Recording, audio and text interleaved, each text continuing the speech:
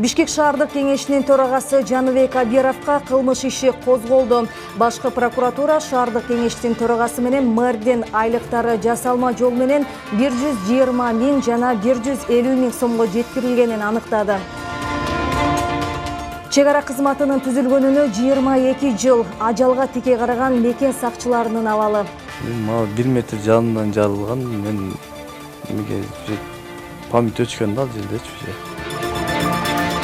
Иса Акунбаев атындагы Кыргыз мамлекеттик медициналык академиясындагы ызычуу окуу жайдын жааматы митингге чыкты. Ош базарынын айланасындагы башалама соода сатык иретке келтирилүүдө. Эми соодагерлер кайда барат?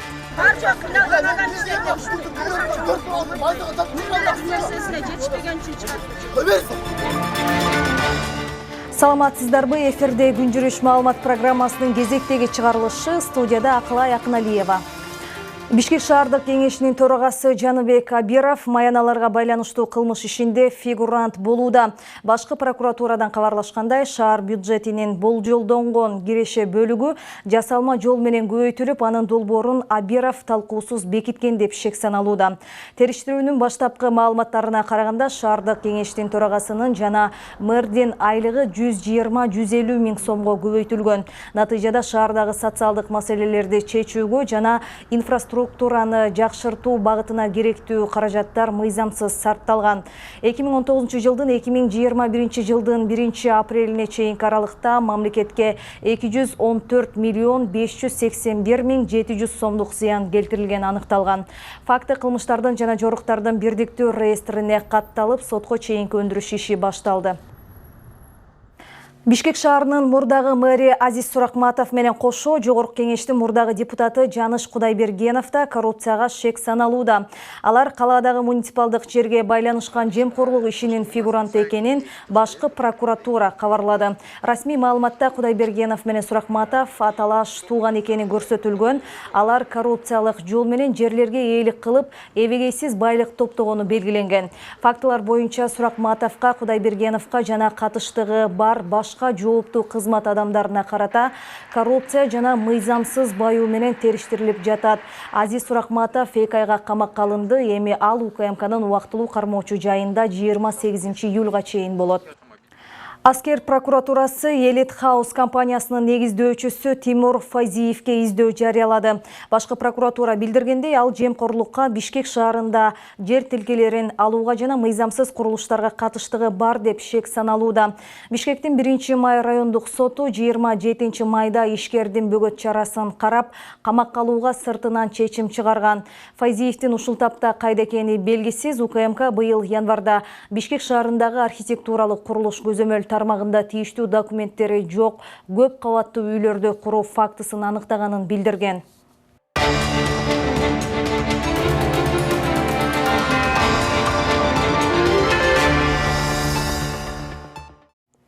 Бүгүн Кыргызстандын мамлекеттик чек ара кызматынын түзүлгөнүнө 22 жыл толду. Чек арачылар өлкөнүн сырткы чегин ишенимдүү кайтарып, коопсуздукту камсыздап келет. Эгемендүү Кыргызстандын тарыхында мекен сакчылары көптөгөн эрдиктерди жана каармандыктарды көрсөткөн. Кыргыз-тажик чек арасындагы акыркы окуяда жарадар болгондордун абалынан биздин чыгармачыл топ кабар алып келген.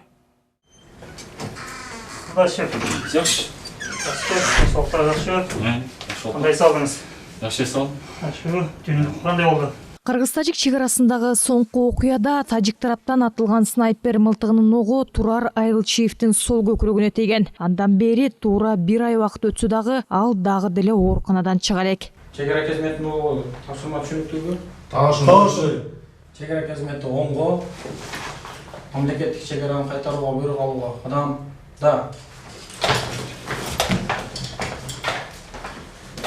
Куралдуу кол салуу болгон түнү такталбаган аймактагы иши күндөгүдөй башталган эмес. Түштөн кийин саат 2-3 чамасында коңшу мамлекет тараптан ок атылган. Өзү улук офицер болгондуктан өздүк курамдын жоокерлерин сактап калуу үчүн Турар мырза өзүн аяган эмес. Өздүк курам ачык жерге алып калганына байланыштуу. Өзүм биринчи өткөм окопко. Анын жанында сегиз бала бар болчу. Ал экөөбүз өткөндөн кийин эле тигилер жардам сурашты. Мында карасам 5-6 бала жатып калышкан экен. Анан койдуп туруп алар да өтсүн дедим да өзүм жак. Анан өтсүн деп аткандан кийин атып атканда анан тиет меники СВД снайпердин оогу. Анда да баягы өзүм жоготпостуктан бирөөсү калып кеткенде бир-экөө кыйкырып өткүлө бияка деп. Анан фельдшер бала бар эле. Мындайча силердин тилиңерче айтканда баягы врач да. Алга айттым эме деп. Жардамга десем ал ордунан туруп келатканда ал да жок дет да.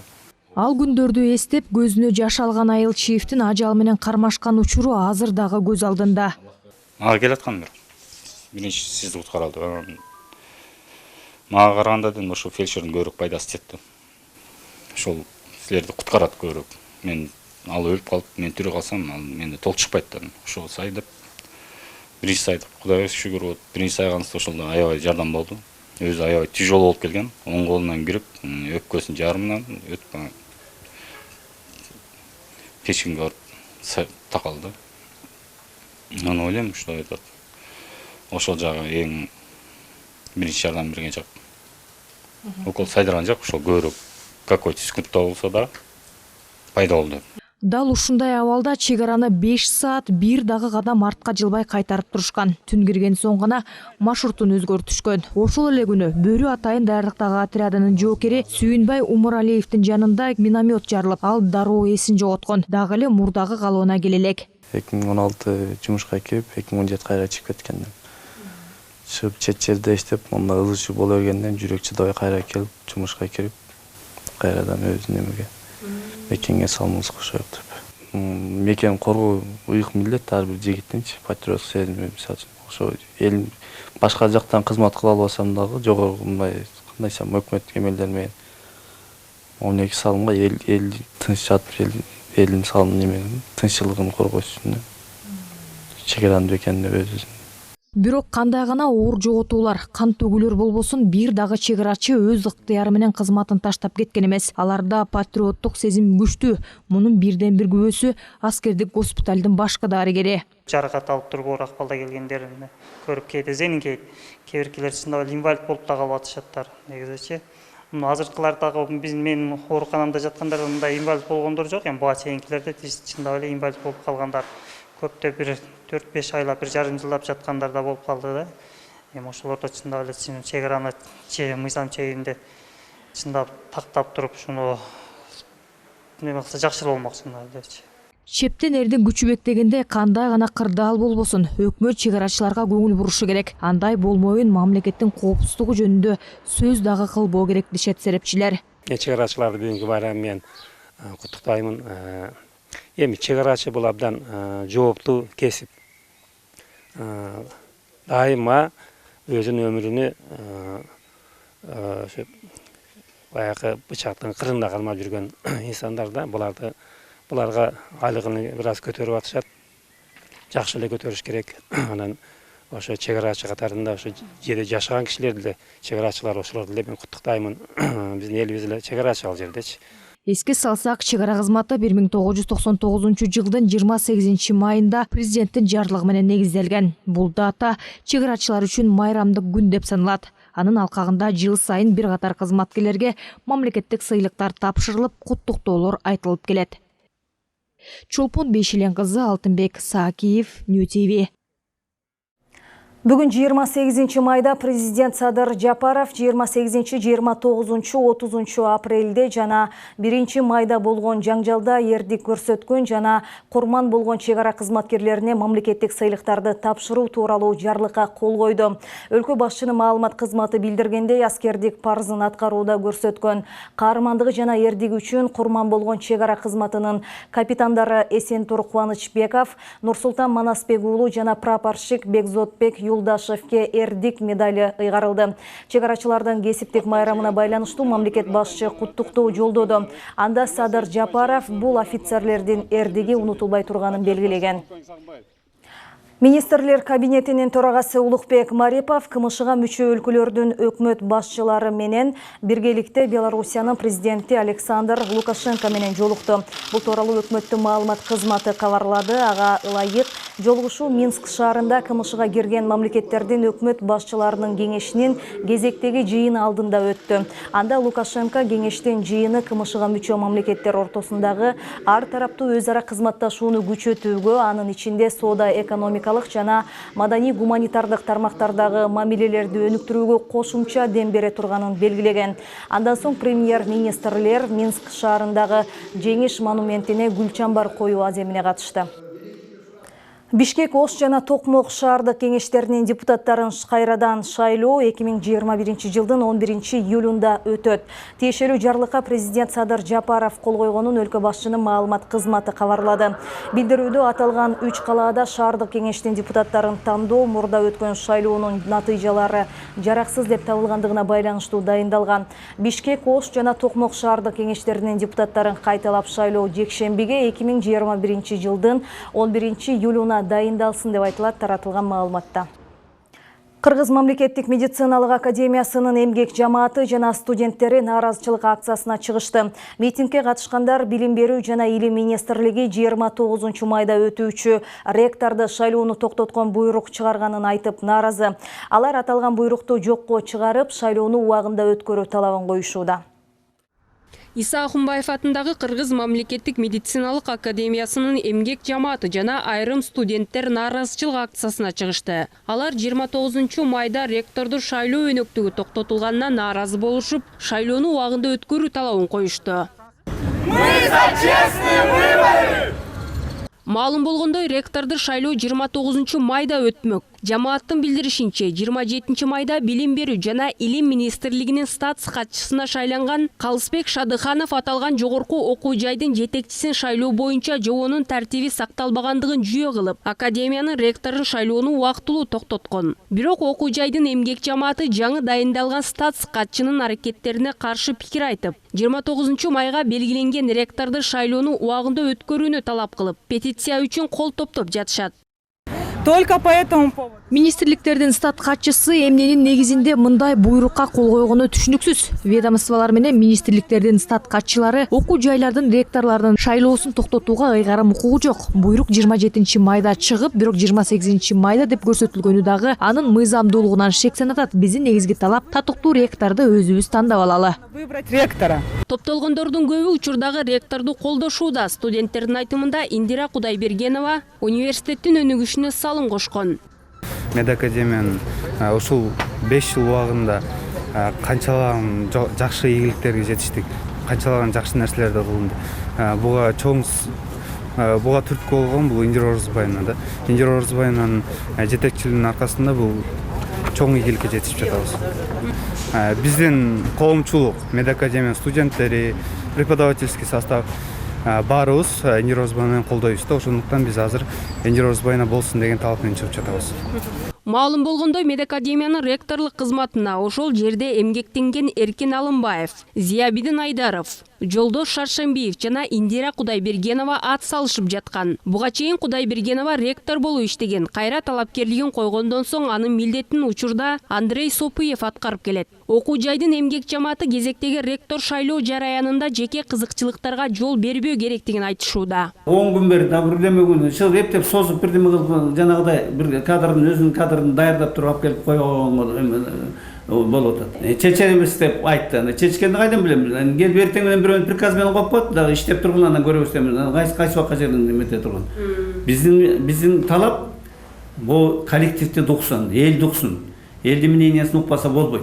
Бул маселе боюнча билим берүү жана илим министрлигине кайрылганыбызда шайлоону токтотуунун себептерин ачыктап расмий жооп берүүдөн баш тартты. Иса Ахунбаев атындагы Кыргыз мамлекеттик медициналык академиясы 1939 жылы Кыргыз мамлекеттик медициналык институту болуп уюшулган. 1996 жылы академия болуп өзгөртүлгөн. Окуу мекемесинин ректорун 4 жылда бир окуу жайдын жамааты шайлайт.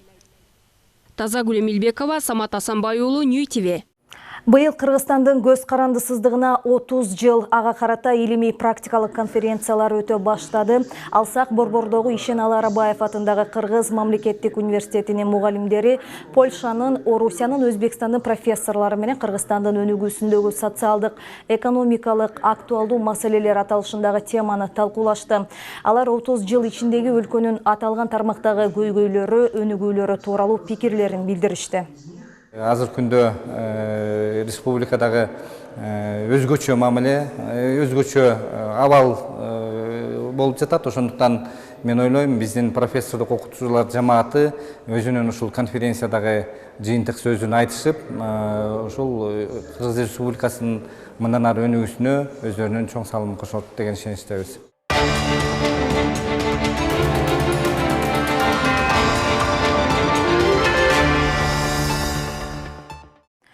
Ош базардын айланасындагы башаламан соода качан токтойт? Бүгүн тартипке баш ийбеген соодагерлердин азык-түлүк, кийим-кече коюп саткан арабаларын, тактайларын, күндөн коргоочу чатырларын тийиштүү мекемелердин кызматкерлери жүктөп кетишти. Жыл башынан бери бузуулар жөнүндө кодекстин 120 беренесине ылайык 7 протокол түзүлүп, ар бир мыйзам бузган жаранга 3000 сомдон айыппул салынган. Айыпка жыгылган соодагерлер балдарыбызды ким багат деп ыйлакташууда. Текшерүүнүн жүрүшү кийинки сюжет. Нон деп араң окат кылган элдердин столдорун жүктөп ушул туурабы? Ош базардын айланасында каалагандай соода сатык кылуу кадимки көрүнүшкө айланып калды. Ар дайым түшүндүрүү иштери жүргүзүлгөнүнө карабай мыйзамга баш ийгиси келбеген жарандар көп. Ал буларга жана эле айтылган болчу. Бишкек шаарынын мэриясынын жер ресурстар башкармалыгы жана тазалык муниципалдык ишканасынын кызматкерлери, милициялар алгач соодагерлерге түшүндүрүү иштерин жүргүзүштү. Эрежеге баш ийбегендердин чатырлары, столдору, металл жыгач конструкциялары, отургучтары алынып салынды.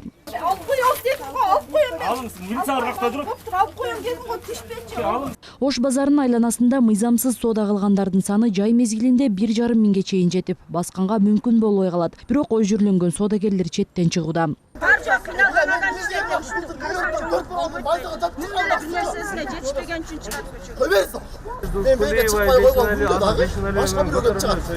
Элдин баары кыйналып атат. Мен мисалы 4 балам бар. Онун багышым керек. Башка иш жок, мисалычы. Мындан башка кыла турган ишим жок мен. Талаш тартыш менен унага салынган араба, стол, чатырлары Бишкек шаардык мэриясынын жер ресурстар башкармалыгынын айып салынуучу жайына жеткирилет. Ал жактан айып пул төлөгөн дүмүрчөк менен барып алып кетишсе болот. Келет, штрафты төлөп келет, квитанциясы менен бизге тиги РСК банктан. Келет, тиркеп келет, бизге объяснительный жазап, астына арыз жазып, проблема жок, чыгарып беребиз. Жыл башынан бери бузуулар жөнүндө кодекстин 120 беренесине ылайык 7 протокол түзүлүп, ар бир мыйзам бузган жаранга 3000 сомдон айып пул салынып, 21 000 сомду түздү. Ленин райондук администрациясы башаламан соода кылгандарга базардын ичинен орун таап берүүдө. Ушунакай месталар жок, уже сатылып кеткен ал месталар. Биз кимге берекетке киребиз, мына берекеттер бүт бар жөө частный бүт сатылып кеткен. Кайсы кимге барабыз? Биз эч ким кабыл албайт. Биз эле жакшы жерде отургубуз келет, айла жок көчөдө отурабыз. Бүгүнкү күндө Ош базарында 535 орун бар. Буга чейин 106 башаламан соода кылган жарандарга саткан товарына жараша орундар берилген. Айпери Самат кызы, Улук Сулайманов, МТВ.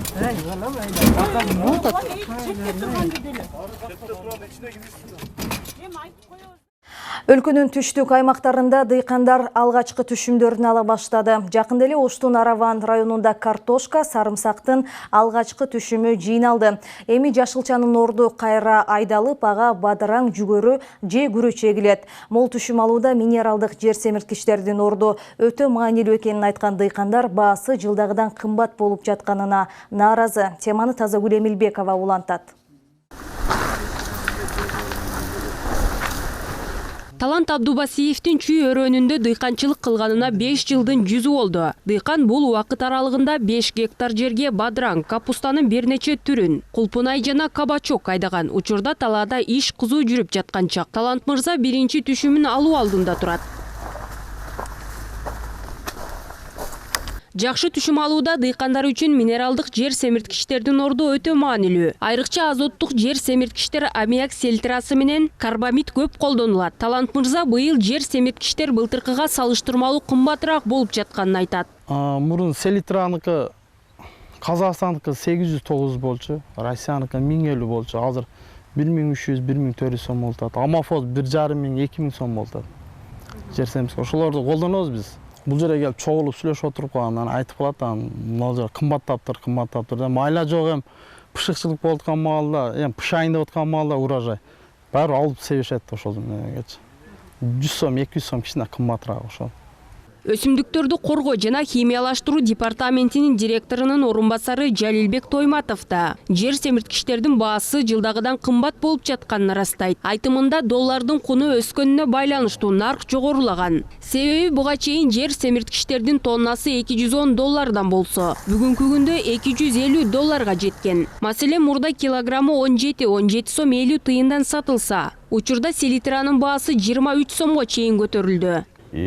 Жана ошо минералдык жер семирткич чыгаруучу заводдордун баасын көтөргөндүгү менен салыштырып, быйылкы жыл былтыркыга салыштырмалуу бир аз кымбат. Эми бир аз дегенде былтыркы жылы ушул убакта 17,5 сом, 18 сомдон эми Россиядан келген минералдык жер семирткичтерди 19 сом, 20 сомдон сатышкан. А быйылкы жылга да былтыркыга салыштырмалуу кымбат. 4 сом, 3 сом, 4 сомго кымбат жүрүп атат быйылкы жылы. Минералдык жер семирткичтер негизинен Кыргызстанга Өзбекстан, Орусия жана Казакстандан алынып келинет. Быйыл жыл башында Өзбекстан менен Казакстанда жер семирткичти чыгарууга убактылуу чектөө коюлгандыктан бизде тартыштык жаралып калуу коркунучу болгон. Бирок учурда өлкөнүн ар кайсы аймактарындагы кампаларда азоттук жер семирткичтер аммиак селитрасы, карбамид жана калийдин кору жетиштүү. Айыл чарба өсүмдүктөрүнө вегетациялык мезгилинде бул азоттук минералдык жер семирткич көбүрөөк колдонулат. Себеби бул нормасына караганда дагы ошо вегетациялык мезгилде дагы эсептөөлөрүнө караганда биз жана айтып кеттик, 147 000 тонна азотный минералдык жер семирткич керектелет, 120 000 фосфордук, андан калганы калийлик минералдык жер семирткичтер болуп эсептелет. Өсүмдүктөрдү коргоо жана химиялаштыруу департаменти быйыл өлкө боюнча жазгы айдап себүү иштерине жалпы 396 000 тонна минералдык жер семирткич керектелет деп илимий жактан негизделгенин айтат. Тазагүл Эмилбекова, Эрнест Өмүралиев, Ньюс ТВ. 31 май бүткүл дүйнөлүк тамеки тартууга каршы күрөшүү күнүнө карата жерлерде акциялар уюштурулууда. Себеби анын зыяндуулугуна жарандар көп маани бербейт. Адистер белгилегендей, чылым чегүүнүн ден соолукка тийгизген таасири боюнча маалымат жеткиликтүү болгондо гана тамеки тарткандардын саны азаят. Бүгүнкү күндө өлкө жарандарынын 25%-ын чылым чеккендер түзүүдө, көбү эркек кишилер. Азыр жаштар арасында тамеки тарткандардын саны төмөндөп баратканы айтылууда. Бул кубандырган менен алар насвай колдонууга өтүп алышууда. Глобалдуу проблема болгон бул насвай болуп жатат. Эмнеге себептен легко доступный, насвай арзан, тамеки кымбат болуп ушундай насвай менен азыр катуу күрөшүп атабыз. Биз насвайды эч качан таштайбыз, совместно тамеки менен чогуу постоянно алып жүрөбүз. Насвайдын зыяндуулугу 2 эсе көбүрөөк тиет тамекиге караганда. Эмне себептен насвайды көп колдонуп атышат. Эмне себептен көп киши ушул менен привыкание болуп атат да, себептегенде бул легко доступный. Ар бир ала алат, арзан, бүт жерде, бардык жерде сатылат, коммунда дагы, магазинде да. Эми ошонун баары боюнча туура эмес зыяны келтиргени боюнча биздин АДКлар айтып азыр ошол иш жүзүндө жүрүшөт. Сиздер ушул сааттарга алынган жаңылыктар түрмөгү менен тааныштыңыздар. Алдыдагы эс алуу күнүңүздөр көңүлдүү улансын, саламатта туруңуздар.